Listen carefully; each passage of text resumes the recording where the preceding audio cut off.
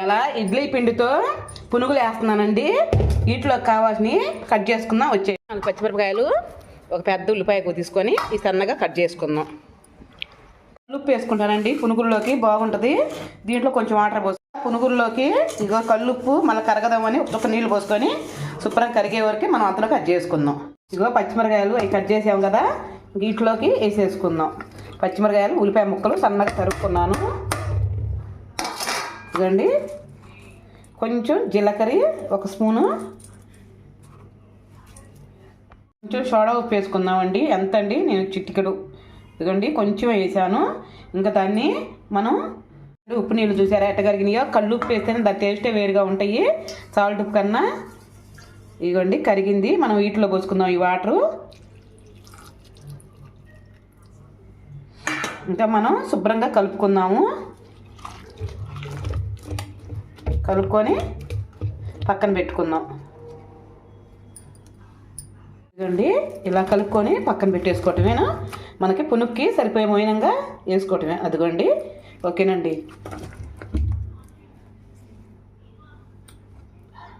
Oil పెట్టుకుందామండి, పోసుకుందాం. Oil పోసుకుందాం, అది కాగుతుంది. నేను మరింత పోయట్లేదండి, ఆయిల్ కొంచెమే పోసుకుంటున్నాను, సరిపోతుంది. అది వేడెక్కే వరకు మనం మిగతా తాగిందో లేదో ఒకసారి చూసుకుందామండి. దానికోసం ఒక్కరుగా వేస్తున్నాను.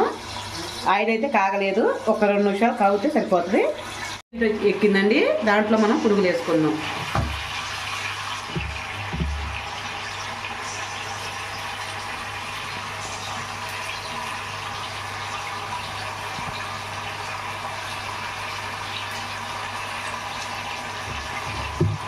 పునుగులు బాగా ఉడికినాయి. ఇంకా మనం వీటిని తీసేసుకుందాం. ఈ కలర్లో తీసుకుంటే ఆరే వరకే ఇంకొకరు గోల్డ్ కలర్ వస్తాయి. మనం మొత్తం తీసేసుకుందాం ఈ కలర్లో.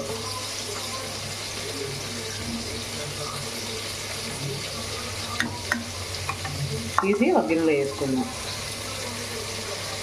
పునుగుల్లోకి మనం చట్నీ తయారు చేసుకుందాం. దానికోసం 3 టమాటాలు, ఒక 5-6 పచ్చిమిరకాయలు తీసుకున్నాను. శుభ్రంగా వాష్ చేసుకొని సన్న ముక్కలు కట్ చేసుకున్నాను. దాంట్లో మనం 1 స్పూను ఆయిల్ వేసుకుందాం.